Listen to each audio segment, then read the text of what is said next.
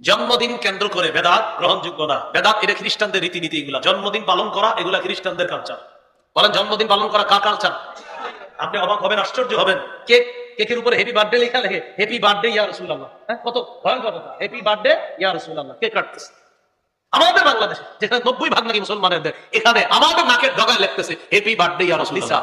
যে ব্যক্তি নিজে বেদাত করে অথবা কোনো বেদাতিকে আশ্রয় দেয়, একজন বেদাতিকে মঞ্চাই না বসাই দিয়ে বলে, হযরত আপনি যত বেদাত আছে সাপ্লাই দেন, সমস্যা নাই, আমরা আছি চারদিকে।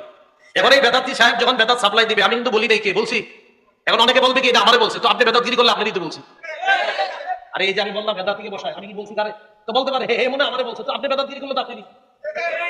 কথা হলো যে বেদাত করবে, অনেক মানুষ আছে নিজে নিজে নিজের উপরে নিয়ে নেয়, চাইষ্টলিকে খুঁজে বলবে এটা আমাদেরকে বলছে। জি ভাইয়া, আপনি বেদাত করলে আপনারই বলছে।